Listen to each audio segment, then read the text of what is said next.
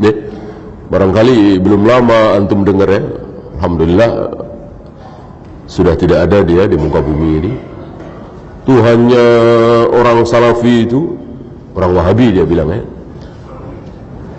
kayak apa dia bilang, Tuhannya Sunggokong apa-apa itu ya, dia duduk ya kan, oh kakinya ongkang-ongkang ditambah-tambah nih. Dari dulu itu bukan cuma hari ini. Jadi kerjaannya ahlul bidah itu ngeledek hadis Nabi, ngeledek ayat Al-Quran. Itu kan dialami oleh Imam Ahmad di Baghdad sebelum kedatangan Imam Syafi'i. Ya. Sebelum Imam Syafi'i datang ke Baghdad ini, kami para pelajar hadis yang beriman dengan ayat dan hadis apa adanya tentang Isra Mi'raj, Nabi naik turun ketemu Nabi Musa dan seterusnya, ini kan semua gaib. Tentang Allah turun ke langit dunia setiap sepertiga, diledek-ledek, dicaci maki oleh ahlul kalam. Tapi setelah datang Imam Syafi'i, mereka bertekuk lutut. Ya, karena Imam Syafi'i bukan cuma hafal Al-Quran dan Sunnah, tapi luar biasa pemahaman beliau dan bisa mematahkan hujah lawan. Dua tokoh besar ahlul kalam, Husain Al-Qarabisi dan Abu Thawr, bertekuk lutut di hadapan Imam Syafi'i seharian. Awalnya datang ke rumah Imam Syafi'i mau ngeledek. Ya. Apa Abu Thawr dulu, apa Husain Al-Qarabisi dulu yang ngajak temennya ini. Ya. Katanya ada ahli hadis nih datang ke Baghdad ini, yang dimaksud Imam Syafi'i. Ya. Ayo kita olok-olok dia, ayo kita ledek. Datang ke rumahnya berdua. Ya tentu diterima oleh Imam Syafi'i. Karena mereka datang duluan, ya tentu mereka nanya ya. Kan nggak mungkin, Syafi'i dengerin saya mau ngomong, nggak. Ledek itu kan biasa kan, orang mau ledek kan pura-pura nanya. Tujuannya ngeledek, tapi pura-pura nanya. Seperti Yahudi, seperti Abu Jahal, Abu Lahab, kan nanya kepada Nabi, tujuannya ngeledek. Mulailah bertanya,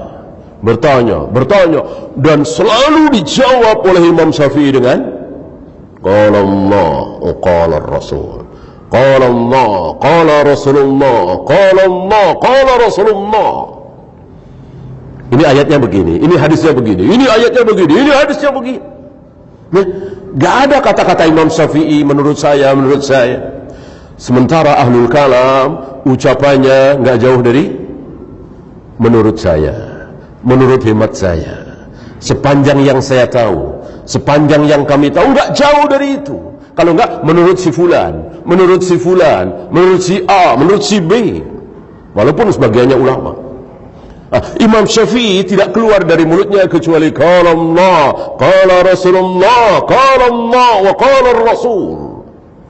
Seharian ya, tanya jawab.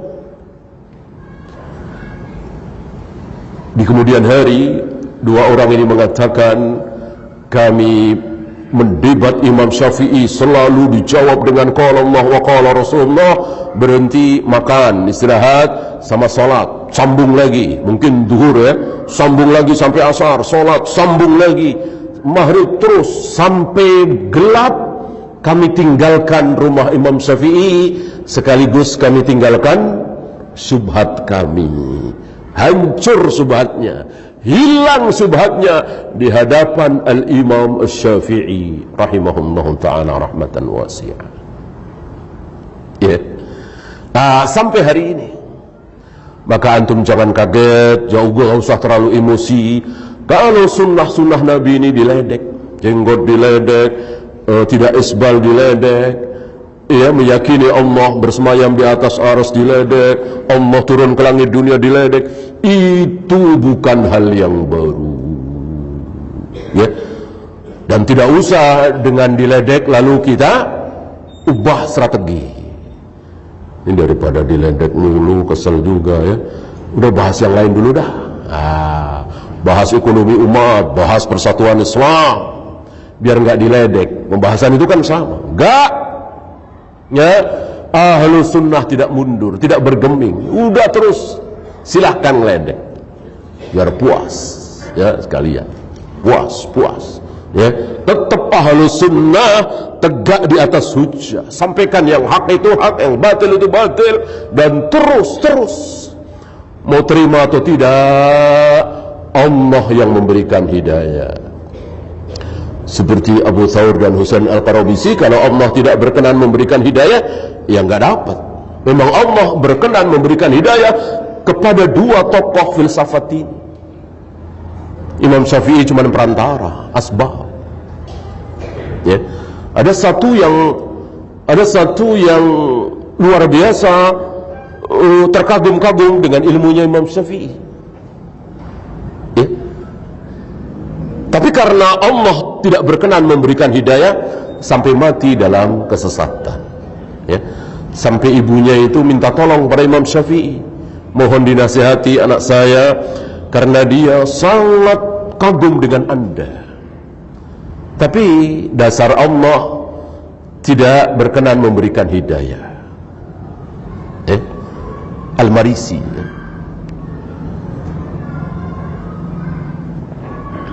Ibnu Ghiyas Al-Marisi ini terkagum dengan Imam Syafi'i, tapi Allah tidak berikan hidayah.